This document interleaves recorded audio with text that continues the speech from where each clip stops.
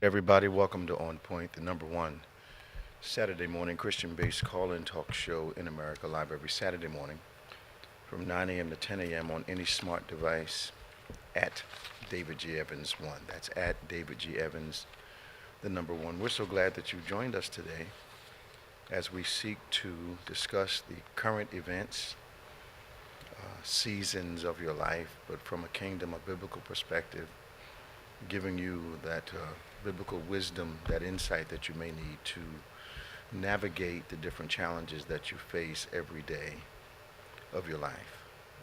We'd love for you to call us today and have a conversation with us, interact with us online on Facebook and on YouTube at David G. Evans, the number one. You can give us a call today, toll free from anywhere in the world, 866 743 8267 866 743 8267. That's 866 74 Evans. Give us a call. We talk about culture. We talk about faith, of course. We talk about events, both locally, regionally, nationally, internationally, but always how they impact or how we should have a biblical perspective regarding these things that are going on around us. We often quote, the Bible says the sons of Issachar understood the times, and here's just another important part of that, and knew exactly what to do. So how to react biblically. The Bible gives us all the wisdom we need to interact with the world, no matter what age we are, no matter what time we live in. The Word of God is relevant for what we need to do and how we need to conduct ourselves, how we need to react. The wonderful thing I love about God, He accepts you the way that you are, but He is not content to leave you in that condition. This walk with God is about transformation, mind, heart, body. It is important that we understand that God is a transforming God. Transformed, however, by the renewing or the renovation of our mind. How does renovation work? How does that apply to the mind? Well, it's clear that God identifies our thoughts as the real estate of our mind. They can become strongholds for good things or strongholds for things that hinder us.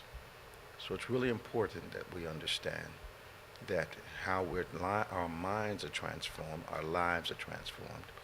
And many times that's a big challenge for people because the only thing they have to hold on to validate their existence is a very strong emotion, whether it's negative or positive. So it's real important that we allow the Word of God and the Spirit of God to do the work on us. No one has to remain the same as they have been for their lives. I've been saying for the last couple of weeks, one moment does not have to define your entire life. Mm-hmm. One season does not have to just label your entire life. The enemy would love for you to adopt a label that's appropriate for how you're behaving, and you use that sign not only as identification but protection. So people never get to know the you that could be. They only know the you that you're presenting. So today is a day that we get to discuss those things that are significant: politics, sports, religious, these waves of different understanding that's flowing through the body of Christ, the challenges that we have as it relates to church and living the life for Christ. So these are the kind of things that we talk about. If that interests you, we want you to give us a call, but also we need you to like and subscribe and share this conversation with someone that follows you on whatever medium you use. But invite them to follow us and listen to us and join in the conversation, as we have people calling us from around the country, watching us from around the world. But we need for you to interact with us. You help us maintain the energy of this hour that goes by very fast, but is always very significant. Joining me once again is our world-famous co-host, Reverend Nicholas A. Smith. I like the way that name flows. Yes. What's happening, man? Good morning. How are you? Yeah. Okay. We're here today. We're here today, yes. Very busy week, very fulfilling week. Yeah. Looking forward to another tremendous day tomorrow, Mhm. as we finish our preparations for tomorrow, Lord's Day, for the people of God. We've already prayed that God would lead souls to the church once again, as he's been doing with such effectiveness and greatness, that souls would be won tomorrow. Yep. Signs, wonders, and miracles would follow, that the Holy Spirit would give us the assistance we need, not just to hear the word, not just to watch the worship, but participate in it. So I'm looking forward to. Do I have a meeting with the women tomorrow? Tomorrow after service. Okay, yes. yeah. Yep. I'm looking forward to meeting with all the women in the church tomorrow, as we talk about some things that they're going to be very important part of as we go forward in the body of Christ. Give us a call, 866-743-8267. That's 866-743-8267, 866-74-EVANS. Give us a call. So, of course, I turn on the news every time I wake up in the morning, and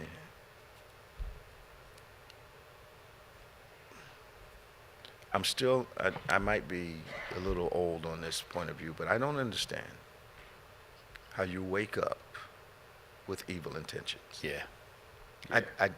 I marvel at that when I watch the local news. I marvel at that. 1 John talks about these manifestations or these events are nothing more but the fruit of long-term dislike, hate, just we act like we're surprised why. This thing is not new. But I'm still amazed that people can wake up in the morning and have these evil intentions, whether they are spiritual, physical, emotional. How do you just wake up, I'm going to get so-and-so. Yeah. But you're right. It's built up, planned out. I think it's when you start, what do we say?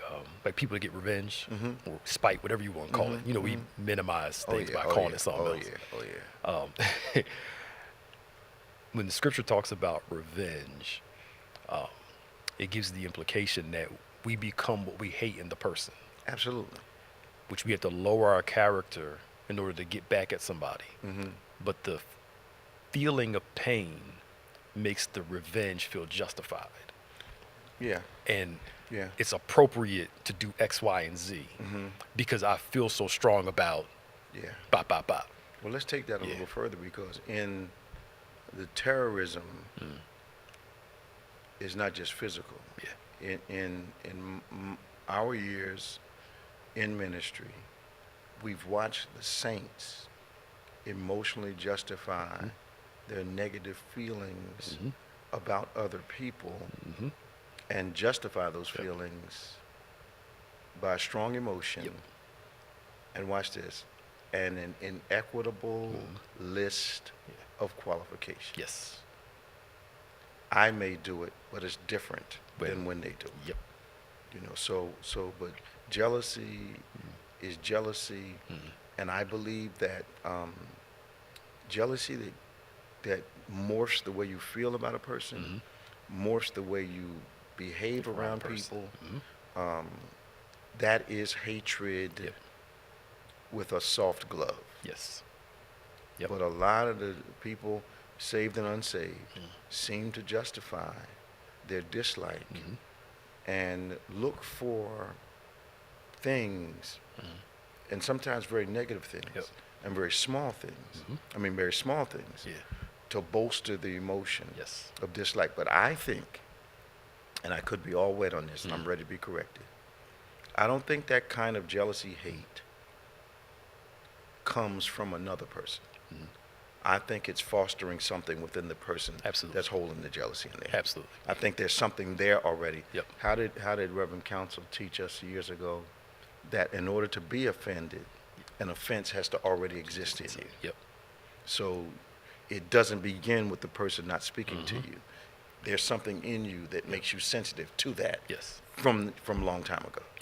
Could be your house, could be your family, could be a significant relationship that broke up, but something's there to be offended. So if I call you a thief and you're not one, you're not going to get offended by that. But thieving and lying are close together. So if you're a liar and somebody calls you a thief, you'll react negatively to that. And I think it comes from knowing, all of us have it, knowing your flaws, knowing what you're sensitive to, and challenging that area. First, getting to the root of that sensitivity. I think we're fixing the fruit without getting to the source of the thing. I think we're washing the fruit. We're working on the symptoms, but not. We're washing the fruit, but we're not dealing with the nature of the fruit. Get to the nature of where this is coming from.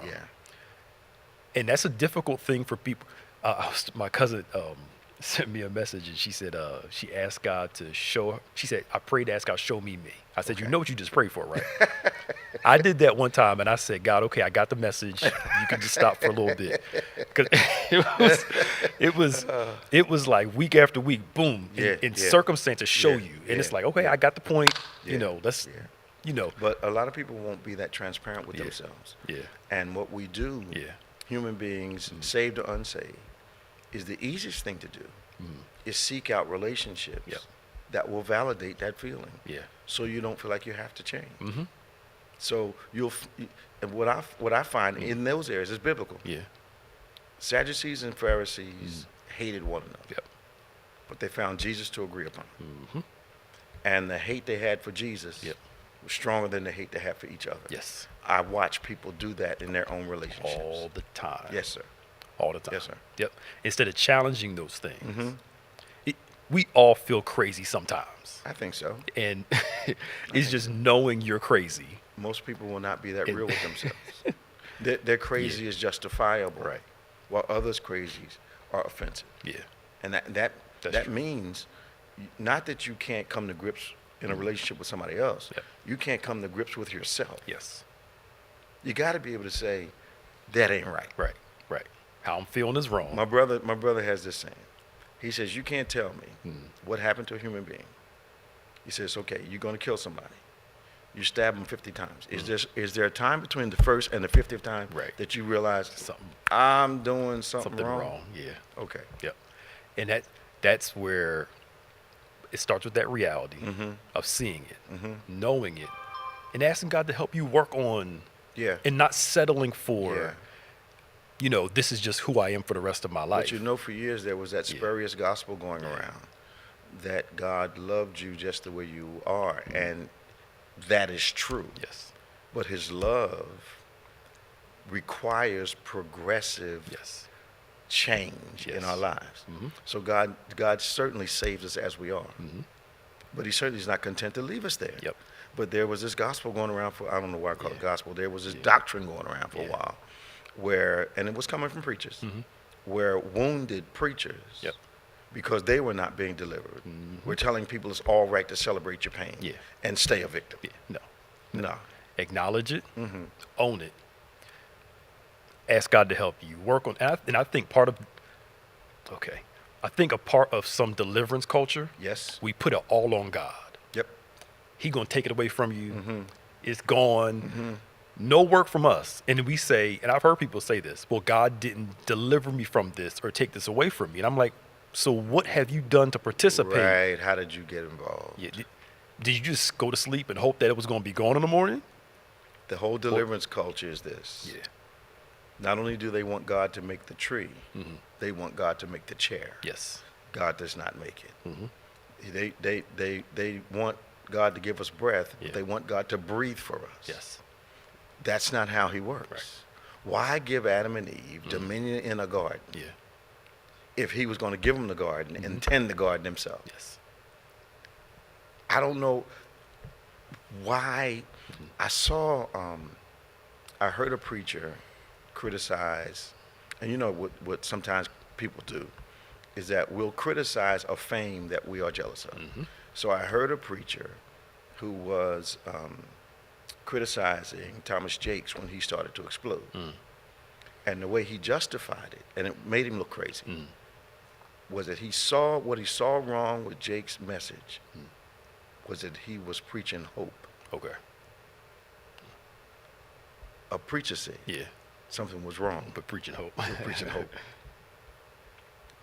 And I'm like, doesn't our Bible call Jesus himself the hope of glory?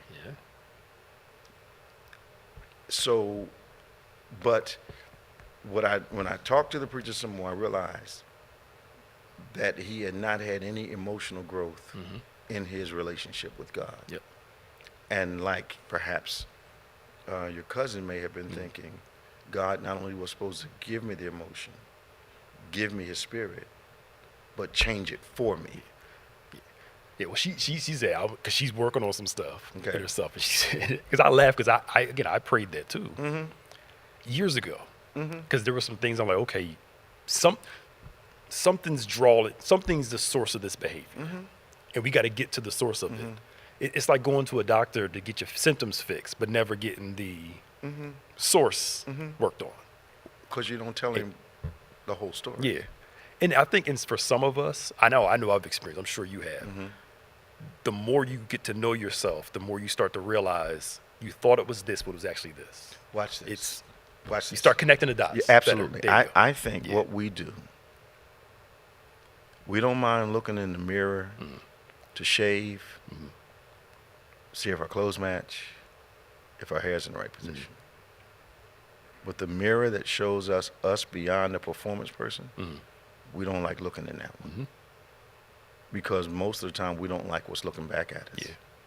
So we dress it up, we perfume it up, we cologne it up, we dye it up, we lengthen it up, we do whatever we can do to change the immediate mirror image.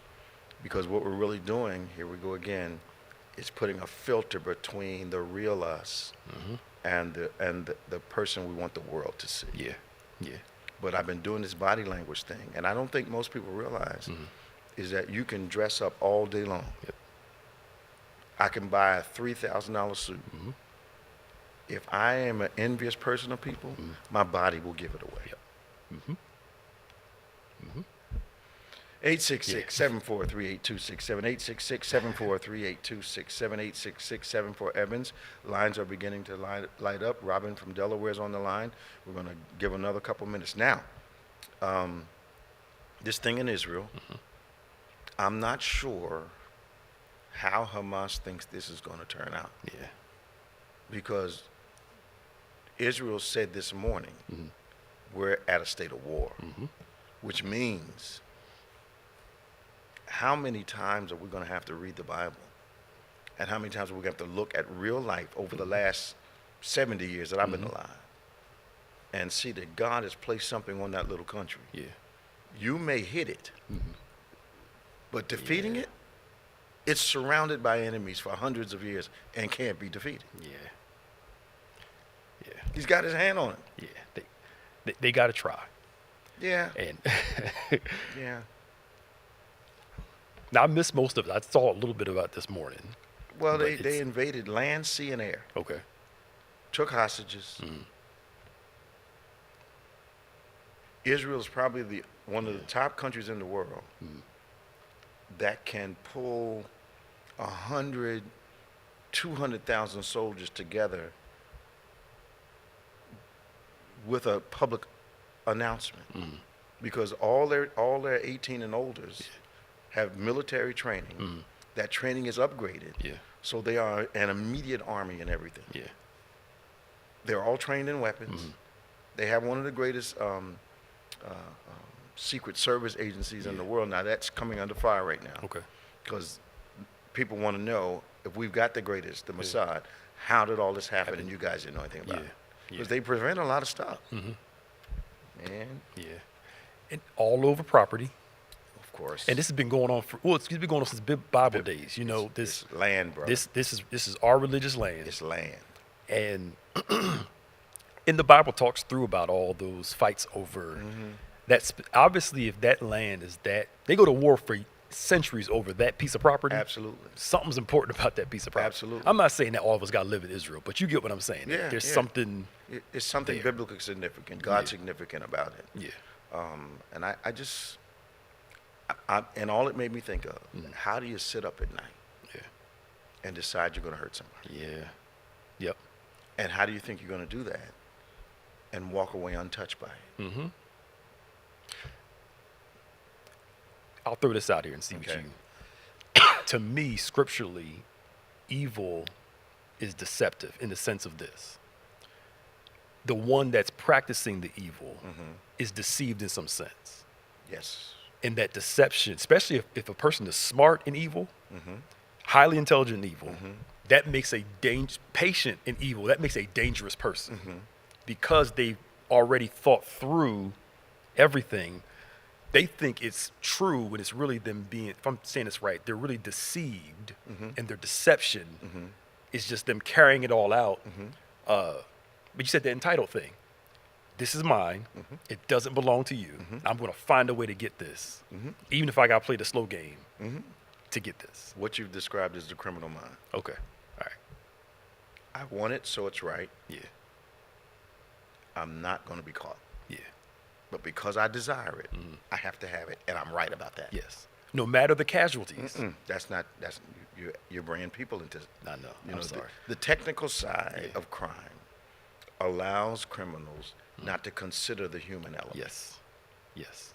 But the end all of criminal mind is, I'm not going to be caught. Yeah. But it starts with, I'm entitled to what you already possess. Yes. If that's not jealousy and hate, I don't know what Yeah, it is. It is. Yep. Because the Bible identifies hate as not choosing someone. Right. And I don't think people understand that. Yeah. So there are degrees of hate, but it starts with, I ain't feeling that person. Yeah. Yep. You don't choose them. Yes. And what's that I said the other night? The Lincoln quote. Oh, man. I don't like that man. I need to I get need to know him better. Yes. Yeah. What an amazing thing to say. It is. Yeah. To find something good. Yes. There's something good in everybody. Yes. And we're not gonna act like everybody's gonna like everybody. No. But somebody there's has a something value. There's appreciative. There's a value there. Yeah.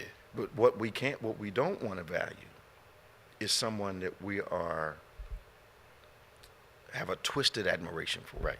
Right. I can't stand that you have it, but I wish I had it. Yes. Yes. Okay. And that people part. There used to be, not with everybody, but Yeah. there used to be a code amongst some criminals. Yep. These people, they're innocent. They have nothing to do with this. Let's leave them alone. Right. This younger group now, it's not even younger group. It's a generational thing. Yeah. Adult and younger. The concept of, if we selling drugs on this street, leave Miss Susie alone, leave Yep. Mr. Jim Yep. alone.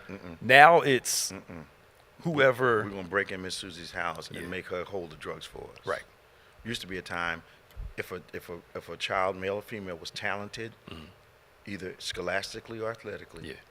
hands off. Yes. Hands off. I've got personal experience. My cousins lived in a part of Philadelphia that was challenged, and they lived next door to one of the runners or the leaders of the local gang. And the father owned a limousine service, and one night one of the limousines was stolen. So my aunt goes over, tells what happened. The limousine shows back up at the house.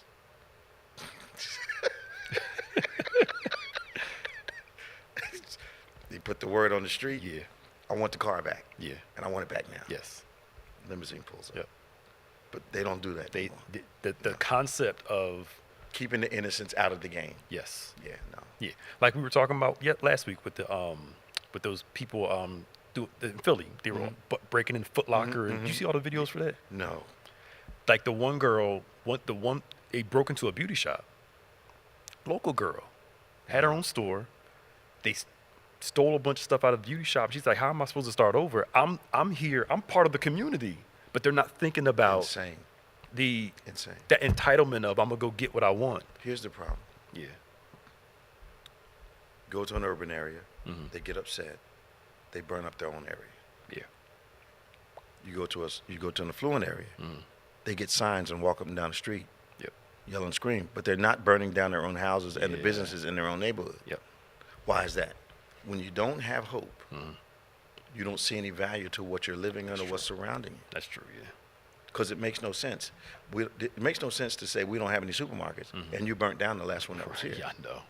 It makes no sense that box stores are closing because we're stealing out of them. And I had heard about it, Pastor Nick, and I was in a store. I stopped in a neighborhood that normally I went in the store because I remembered to get something. I go in the store, and literally, there was a open loaf of bread with lunch meat in the wrapper opened, Yeah. and a beverage half consumed on a shelf. So they got the bread and opened it, Yeah. went to the deli counter and got the meat and the Yeah. cheese, went and got the drink, and while they were walking around the store, they consumed it. Right. It's one of the reasons they said he closed the Pathmark not too far from here. Yeah. True. True. Folk was eating food out of it. Yeah. What? Right. And then how come they closed Passmart? Because of you. Because you, yeah. Look, I remember years ago, local grocery store here, they had to start putting those, you had to put the coin in to get the cart. Absolutely. Because people were taking the carts home and not bringing them back. You still in the cart, but a quarter will make you put it back. A quarter. Unbelievable. But unbelievable. I'm going to go down here and get about 25 cents right. if you bring it back. Why do we have to do that to our people? I know. Why? I know. Anyway. I know. 866-743-8267, 866-743-8267. We have to talk about this clown show that's the Republican Party right now. We got to talk about it. But let's go to Robin. Good morning, Robin. How you doing? Good morning, Bishop. Good morning, Pastor Nick. How y'all doing this morning? What's going on? How y'all doing today? I'm doing all right. We talk right through the break. We're going to have to take one pretty soon. Oh, okay. What's I'm not going to be on? long. I'm not going to be long with you this Well, I don't morning. believe that, but go ahead. I promise, because I got to get to work. Yeah. But enjoying the conversation so far, and it just reminded me, I went to my Bethany Baptist Church vault and picked out some DVDs to watch, and the one that I found that I haven't watched in a while, that Pastor Nick did, What is Love, and Check Yourself Before You Wreck Yourself. That DVD is perfect for all the teachings that you've been, doing, Bishop. Yeah. About no love. It's all about, power, greed, and the hate.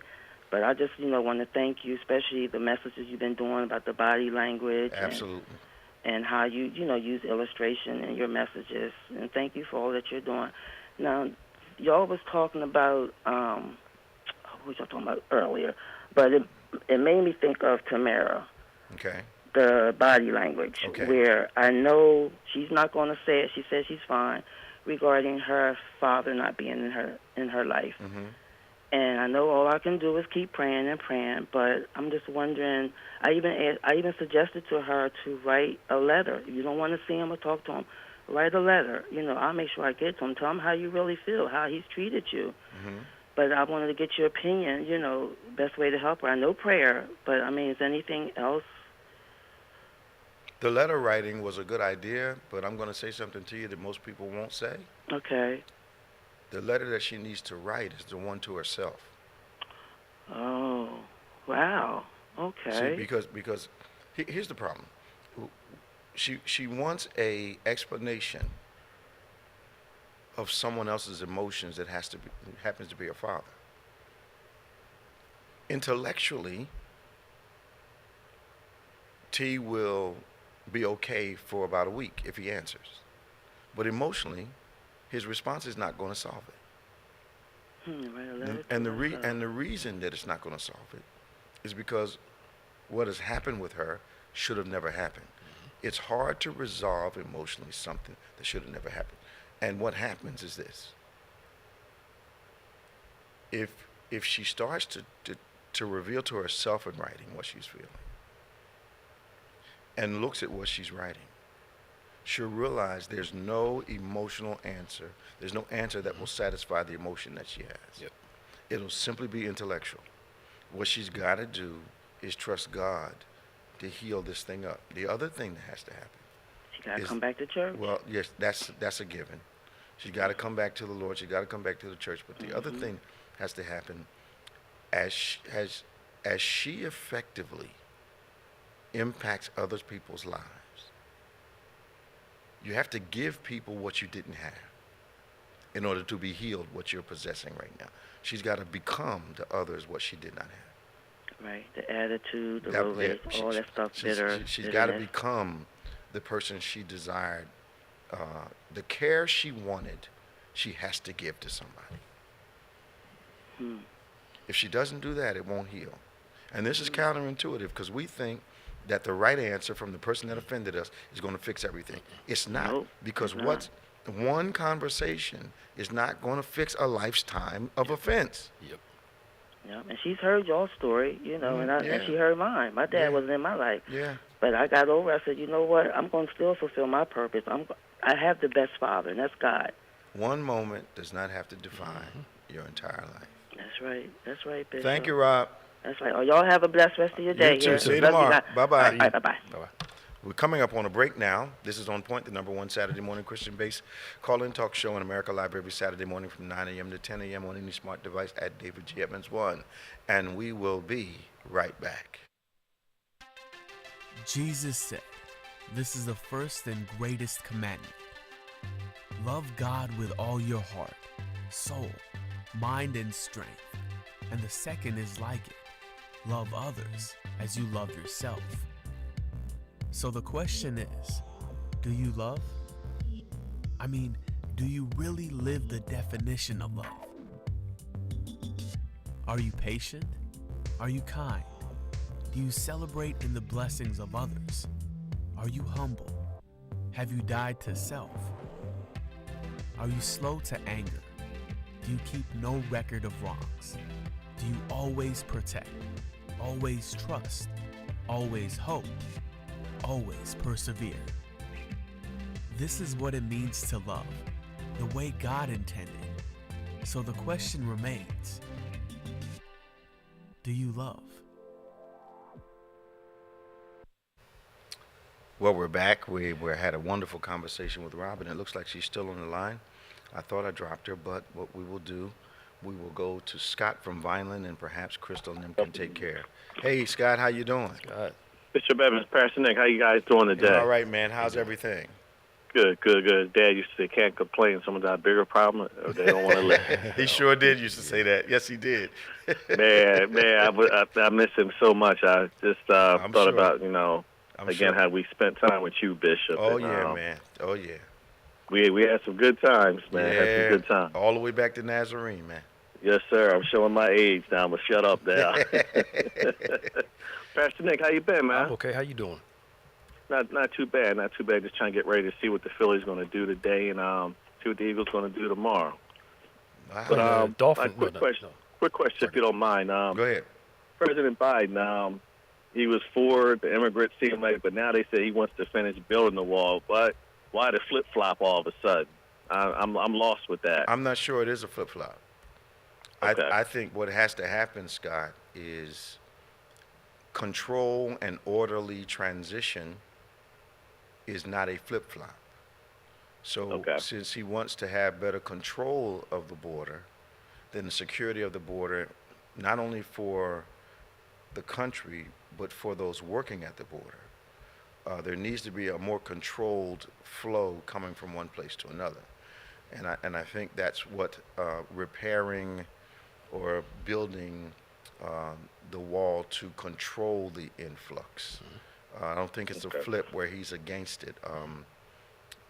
No one was as restrictive as President Obama was as it related to immigration, and a lot of people don't like to talk about that. But he was quite aggressive when it came to immigration issues. He called him the deporter in chief. The deporter in chief. Wow, they had him labeled, huh? Yeah. But that's what they lied about. They said he let all those people in, but if you look at it, They didn't talk about the ones he sent back. he sent a lot back. Yes, sir. So he sent a lot back, President. Okay. And I know some immigrants that are here illegally and have been here almost their entire lives, and they were fearful under his administration because he was sending folk back with the quickness. I remember when he wiped out, when the INS or Immigration Naturalization, I remember when they wiped out my car wash. I remember it. I went there one week, and it was bustling. I went there the next week, Scott. And you could barely get your car wiped out. It was great. Wow, They was went that bad? They went through there, man. Yeah, then they came back, and then Trump came in, and then ICE came through again. It was like one thing after another. But back and forth. Sound like people don't talk about that. I don't think he's flipped. I just think he's trying to control it. Because a lot of cities, and we got our own people against our own people. Now it doesn't make sense for Texas to send folk to New York or Florida to send folk, especially, and then start crying about they don't have enough people to work. It doesn't make any sense, man. Yeah, a lot of this, like your favorite word, Bishop, a lot of it doesn't make any sense whatsoever. I sit here trying to figure out, is it B or, but you said it, and of course you're a very intelligent man. So one of our attorneys said to me one time, I was talking to her about something that didn't make sense, common sense. She said the law is often like that. Like Okay. you'll see something very clearly. Okay, it should be this way. Mm-hmm. For instance, how can somebody move in your house and if they say that stay there, you got to let them stay? Yeah. That makes no sense. None at all. Yep. The squatter thing. Yeah, logically, that makes no Yeah. sense. Mm-hmm. But Yeah. they've got laws that seem to protect the invader and not the homeowner. Right. And you got to go to court and spend all that money to get To them get out. them out of your house. It's ridiculous. Go figure. Go figure. That is Amazing. true. But that's the law. It doesn't make sense sometimes. Yeah. Yeah. That is true. Well, that's all I have, fellas. All right, Peace. man. God bless to you. Stay All strong. right, bye-bye. Bye-bye. Hello. Morning, Bishop. How you All doing, right, Pastor hold Nick? on, hold on, Tom. We got to go to Danny, your other Florida mate. Hold on. Danny, how you doing, man? Hey. Bishop, good morning. How you doing? We doing all right, man. Good to hear from you. How's things down in sunny, rainy, hurricane, tornado, Florida? Which is it? all of the above. It's just going crazy. We have wildlife that's invading the cities and What do you what mean? have you. What do you mean? Bears are coming out of the Everglades. Panthers coming out of the Everglades. And something that has appeared that a lot of people did not realize is that crocodiles are coming back. Well, they never went anywhere. But tell me this. There's a saying that one of my friends who cut his teeth on Wall Street used to say, when you see the wolves running out of the forest, don't go in. So what's chasing them out? That's what they're trying to figure out and what have you, because what's happening is that you have so many people that are going in, like for a holiday thing into the Everglades and what have you, and they're coming out, for food and what have you. They make it so convenient in these side parks that they have on the side of the road and what have you, and don't dispose of the food properly. So naturally, they're going to come in and try to get the food. So And they people are littering and whatnot. It's a free meal. Why wouldn't they come? Yeah. And then you have some people that have the wrong thing. They'll bring some chicken with them, and then along the canals, and they start throwing it at the alligators. So Well, they're going to come up. exactly. Mm-hmm. But one thing I want to talk about is the main subject is that guns. Okay. Bishop is so crazy down here. What's going on? Like, I haven't heard much about it, which usually means there's a lot going on. Well, every day there's someone, if it's not 2, it's 5, that's being killed by gun violence. Now, this is since the whole everybody can walk around armed now and all that stuff, that ever since that stuff started happening. Yes, and the way that it's going is that I think that the citizens are becoming numb to the fact that there are people dying. It's like it's no big deal, Well, And, Dan, unfortunately in our society, certain people have to start getting killed before things start to happen. There's acceptable losses and there's unacceptable losses in many places. And you may be witnessing acceptable losses, but if it hits certain neighborhoods, then it'll become unacceptable. It's just unbelievable, and the sad part about it is that the people who have these weapons, they're leaving them exposed so that kids can get a hold of them. We had where a 3-year-old was shot, And you would think that would cause some stir, right? Exactly, but it doesn't. I go back to it. When those kids got shot up in Connecticut, I thought gun reform was going to happen the next day. I thought, okay, this is going to do it. The rest of the nation is going to benefit. We're going to change some things. Dan, they did absolutely nothing but talk about thoughts and prayers. And the other thing I wanted to thank you for taking us back last week. A lot of people don't realize that they can't relate to it. Pastor Nick, this was something that jarred my memory when Bishop talked about the champion. And the training, the communion, champion train. Oh, yeah. okay. Yeah. Yes. And I was explaining to the kids, what that is, because I forgot that, we don't talk about those different things. And that was our wake-up call in the morning. Get up, we could tell by the trains coming by and what have you. Oh, and, the train. Okay. Yeah. Yeah. It was good to to hear that somebody knew about that. Because all that history is gone. Nobody talks about that anymore. It's funny we don't, do we? Yeah. And the other thing that I was very well pleased with the service last week, the communion. Wasn't it where amazing? You had everyone coming around and gather around. Wasn't it amazing? Yes, that was beautiful. Absolutely outstanding. Touching. God was so good. Yeah. So it was, man. I wish you could have been here. I don't know what you were able to feel coming across the screen, but it was there. It was there. Okay. It was moving. It was moving. Yes, it was. Yes, it was. I always say when you can feel it coming through the screen, something's going on, Doc. Yes. So I thank Bethany, everyone. I mean, wonderful service. Very God good. bless you, man. How's my sister doing? Blessed and highly favored. Okay. Praise the Lord. Tell her I continue to pray for her. Talk to you, Nate. See you there. All right. Thank you all. All right, now. Bye-bye. 866-743-8267. Tom is on line 1. We've got room for you now. You can give us a call. We'd love to talk to you. Now, as we go into this next segment, Pastor Nick, you're the historian. I want to know at what point in the Republican Party's history, what event has to happen for them to become embarrassed and say, wait a minute, this has gone too far? McCarthy is the first speaker in history. Yes, I know. And they've got a rule in there where who wants to be speaker in that place when one person can get you out? That's the crazy thing. He wanted it so.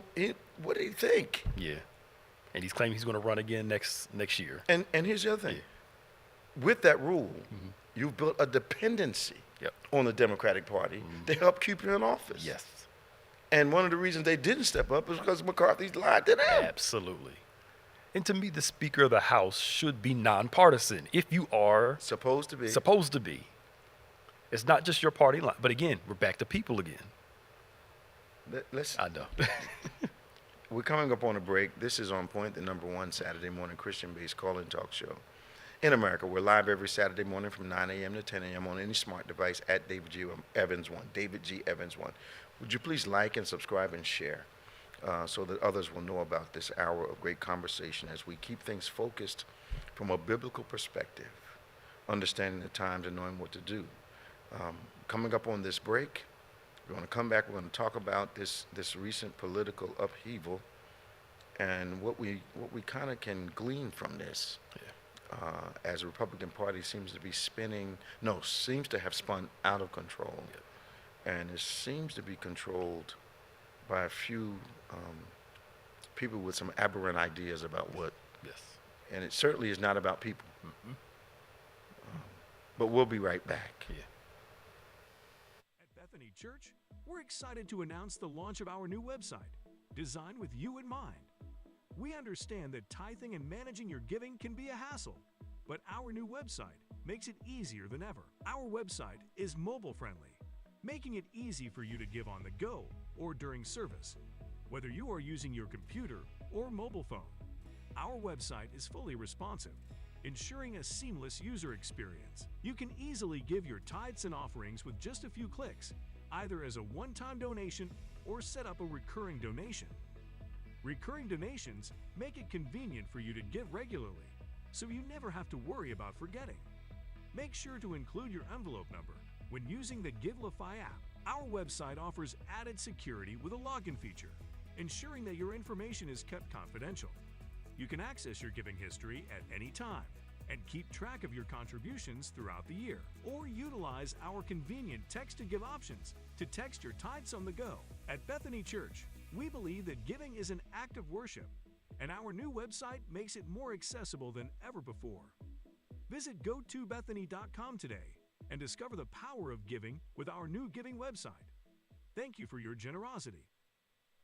Well, we're back. So glad you joined us today as we continue our conversation about those things that we believe are important, impacting for your life today, especially as a believer. So I don't know why we were surprised that Kevin McCarthy ended up like he did. Yeah. because I watched some of those 15 rounds of voting. Yeah. And it really told me more about him and his party than anything else. Mm-hmm. That he was willing to go through humiliation, Yep. anything. He wanted it that badly. And I didn't know how he was going to maintain any kind of leadership Yep. when he had to literally compromise with all of his adversaries Yep. just to get the seat. You did all that politicking is how you go down. Mm-hmm. And if they don't respect you from the door, Right. of course they're going to, like a child trying to get something. It was a joke. Yeah. I don't know why the powers that be or the voices of reason didn't pull him aside after like the second round and say, look, man, this is not going the way we need it to go. You need to think more about this than yourself. Somebody should have had some common sense. Yeah. He's the guy from West Virginia, right? I believe so. Yes, he's. Let's see what Tom has to say. He's normally very knowledgeable about these things. Good morning, Tom. Good morning, Bishop. How you doing, Pastor Nick? Thanks for Amen. joining us, man. What's going on today? Just the first thing was, you had a guy earlier call in about the wall. I heard President say the reason he's continuously building the wall is because Congress mandated that money that was allocated had to go to the wall. Okay. That's why it's moving on. Okay. So that, it's not because he wanted to. Money's there, got to be used for that. But when you talk about Kevin McCarthy, I think the reason the Democrats did not go with him is because he was such a wimp when it came to Trump and everything else. Well, they I said he think lied would've to him, sat too. with him. They say he recently lied to him also. That he had Yes. that he had gotten their support, and then he balked. So I think there was no reason for them to believe that when he got elected, he would be any more loyal or any more cooperative, and it made sense to me. And he doesn't show anything any different. And the alternative, Jim Jordan, Steve Scalise, Oh man, this other guy, Herm, I don't know what's going to happen to this country. Jordan is like, his ignorance radiates when I listen to him talk. Yep. It's, how could they, with clear consciences, wait a minute, I'm getting ready to say something stupid. They're supporting the former president for whatever reason. Yep. Either fear, admiration, or just lunacy. Yep. So I was getting ready to try to draw a logical conclusion about this Jordan support. They don't seem to have any sane leaders. Nope. Once None at all. Yeah. Once McCarthy, no, not McCarthy. Is it McCain? Sorry, McCain. Yeah. Once McCain and Trump, It was like it this. just When McCain died, it was like the father or the grandfather in the family passed away, and then all the juvenile delinquency just came springing out. It was amazing. it's insane. It's sad to And watch. And this guy Jordan, he definitely is Trump crazy. It's just like having, he's still following Trump like crazy. Well, you know what? Once I learned what the top 3 priorities of every politician was, then I began to understand why they behave so erratically. If your top 3 priorities for your office is get elected, and get elected, then after a while, You understand? yeah, I begin to understand why they'll do anything. Because the thing is to get in office, but then they've made these commitments to these crazy people. Bishop, Yeah. something a little different. I never thought I'd say this. Okay. I always thought Trump was an idiot. Trump is brilliantly smart when it comes to being evil, getting what he wants. The art of the deal, Got to give it to he him. has figured it out. Problem is, Tom, those types of people eventually come to a very, very unpleasant end. Yep. The guy he modeled after, the lawyer that taught him how to, punch back, despite whatever you say, Cone. Go on, okay. Very unpleasant ending. And I see the former president diminishing. Yep. And becoming even more erratic. I think he's going to force them to throw him in jail. Yeah. He just Yeah, said good. yesterday or the day before, Mark Milley, the Joint Chiefs of Staff of the military, to be executed for treason. Some of the He's things. saying things that are so ridiculous, Yeah. and people are buying it. Well, Tom, if you said that, where do you think you'd be? Yep. FBI be knocking on the door and. Knocking on the door. They knocking down again. Yeah. Come on, man. How you feeling, man? Bishop just got out of the hospital. What? I'm getting there. No, well, I couldn't talk to you last week because the asthma was kicking up a little bit. Okay. But, You went other than that, I'm getting there. You went in because of the asthma? Losing because of the asthma, but I'm working on it. Okay. What's that time of year, right? It It's seems that like time of year. last year was the same time. Yeah. Yeah. We'll pray for you, Tom. Yeah. Yeah. I got up and I said, oops, I ain't going to make it. Okay. Better do that 911. Okay. Jeez. Come on, Tom. Yeah, man. We'll pray for you. Thanks. All right, Thank man. Talk to you soon. Hey, take care. Bye-bye. All right, man. 866-743-8267, 866-743-8267. Give us a call. This is On Point. We've got a few minutes, and we've got Veronica from Salem. Hey, Veronica, how you doing? Good morning. Yes. How are you? Hello? Hi. Turn your device down so you can hear us. Cut down my sound? Yeah, cut your sound down. Okay, let me see how I do that. Right here. Because you're getting the delay.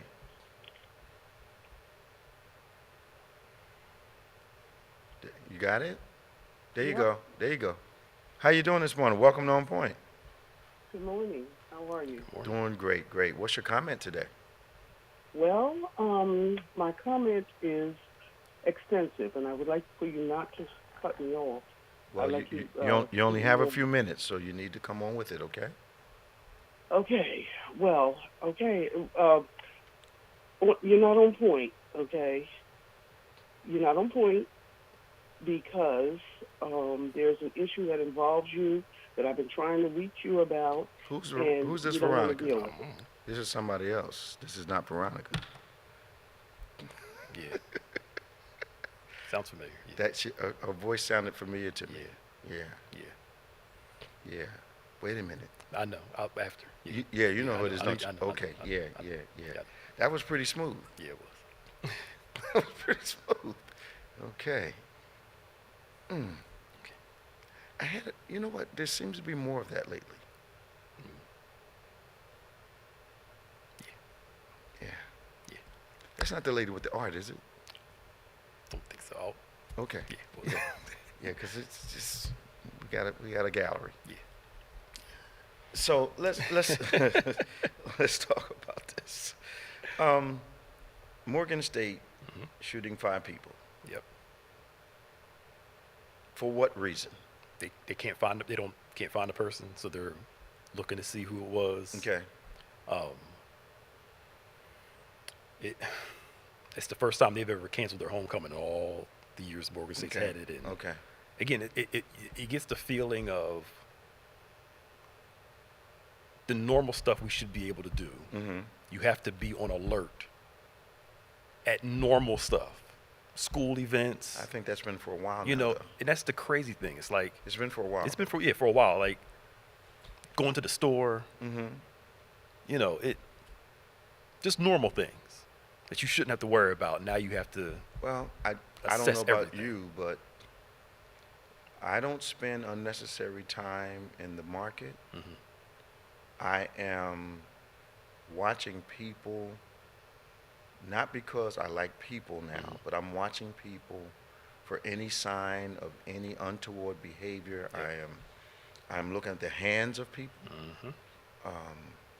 I am not on the phone in the store. Mhm. I'm walking around making sure that I'm spending as little time Mhm. in wherever I have to go. Yep. I'm not with my back to the door. I mean, it's unfortunate. It is.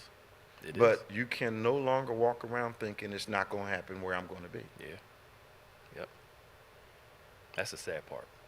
You know, it's like the security we have here at church. it's unfortunate that it's necessary. Yeah. But what are we going to do? You got to have it, yeah. Got to have cops on the property. Yeah, we have officers here. And then we have the right people here when our people come to church, and it's not obtrusive. Yep. But it's you can't get up the driveway without realizing, okay, these are not just people with Bibles in their hands. Right. So, I know. Well, we're coming up on the end now.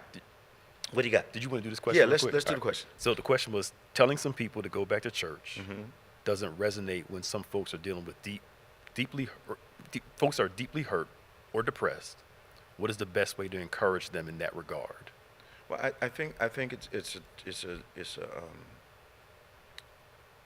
a dual role it has to be. First off, you got to find out where the person is spiritually. Yeah. Did they have a strong relationship with God during the time that they said they were hurt? Now, what we mean by strong relationship, not simply attending church, but did they come into church looking for the church to have responsibility of curing every ill they had in their life? Yep. And when the church did not change its entire function to take care of their problem, did that entitlement that they didn't receive cause them to be offended? Now, the other side of that is,